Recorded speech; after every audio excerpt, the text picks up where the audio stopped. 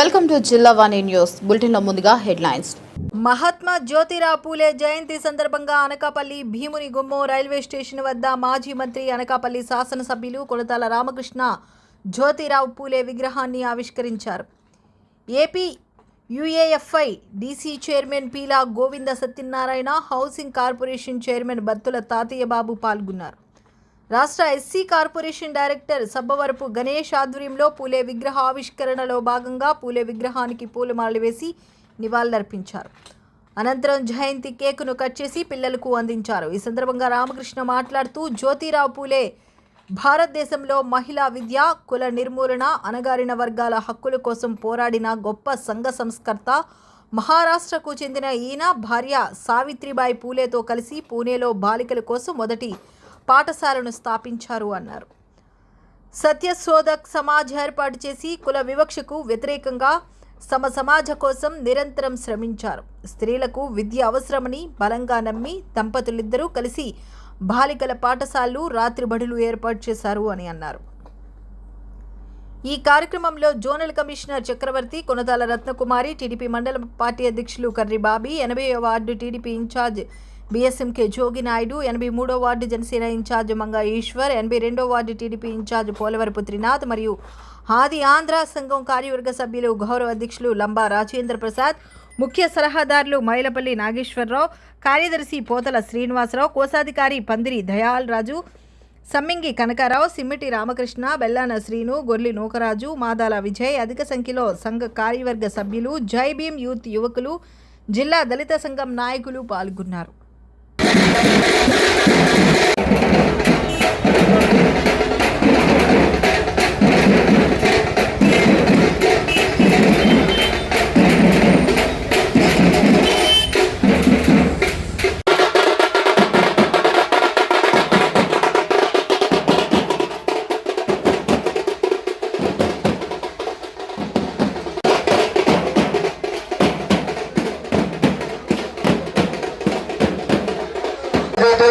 విగ్రహావిష్కారానికి వచ్చేసినటువంటి గౌరవనీయులు స్థానిక శాసనసభ్యులు, అట్లాగే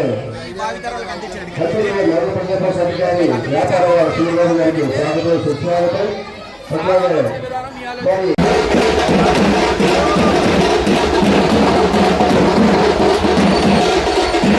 అట్లాగే జాలు స్వామిరాజు గారికి, ఈ రాష్ట్ర దళిత నాయకులు అయినటువంటి పవన్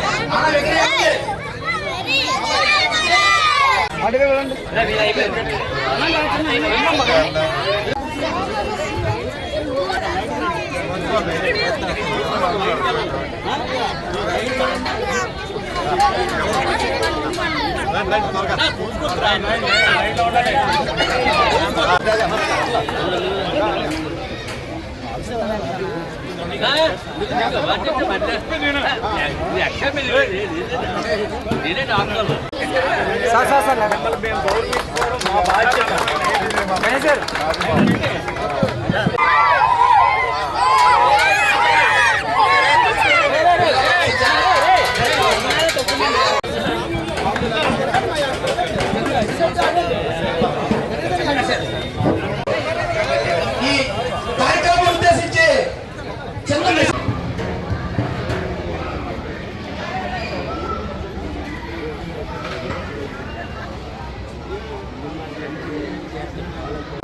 अमर रहे ज्योतिराव फूले अमर रहे ఈ రోజు మన స్వతంత్రం కంటే ముందు ఈ దేశానికి దశ దిశ నిర్దేశించి బడుగు బలహీన వర్గాలకి ఆశాజ్యోతిగా ఆనాడు సాంఘిక సంస్కరణల పోరాటం చేయడమే కాకుండా బలహీన దళిత వర్గాలకి ముఖ్యంగా ఆడపిల్లలకి చదువు ఉండాలి, సాంఘిక దురాచారంగా చదువుకోవడం ఒక నేరంగా పాపంగా పరిగణించేటువంటి రోజుల్లో మొట్టమొదటి స్కూల్ స్థాపించి ఆడపిల్లలకు ప్రత్యేకమైనటువంటి స్కూల్ స్థాపించి సావిత్రి పూలే మొట్టమొదటి దేశంలో ఒక మహిళా ఉపాధ్యాయురాలిగా పేర్కొన్నటువంటి విషయం మీ అందరికీ తెలుసు.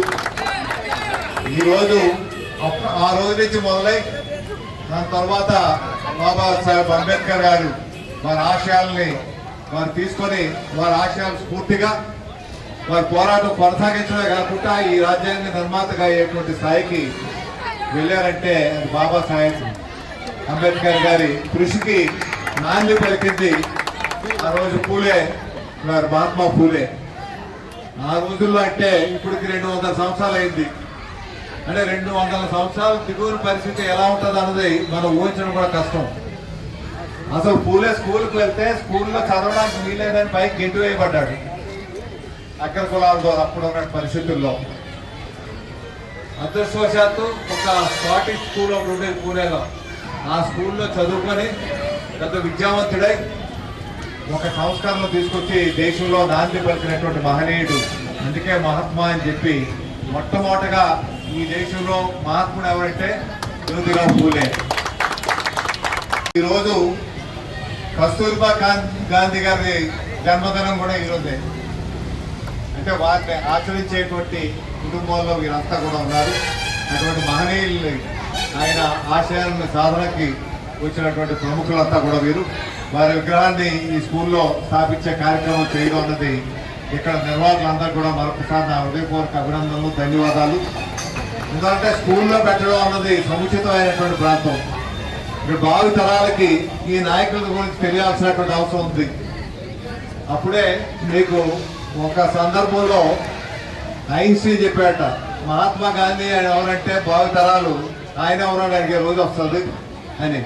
అటువంటి పరిస్థితి రాకుండా జ్యోతిరావు పూలే కానీ, డాక్టర్ బాబాసాహెబ్ అంబేద్కర్ కానీ, జగజ్జీవన్ రామ్ గారి ఇటువంటి మహనీయులంతా ఈ దేశానికి చేసినటువంటి సేవలు చిరస్మరణీయంగా మనకు గుర్తుండిపోయే విధంగా విద్యాలయంలో ఈ విగ్రహాన్ని ఆవిష్కరించే కార్యక్రమాన్ని ఏర్పాటు చేసిన నిర్వాహకులకి, స్కూల్ యాజమాన్య వారికి అందరికీ కూడా మరొకసారి నా హృదయపూర్వక అభినందనలు.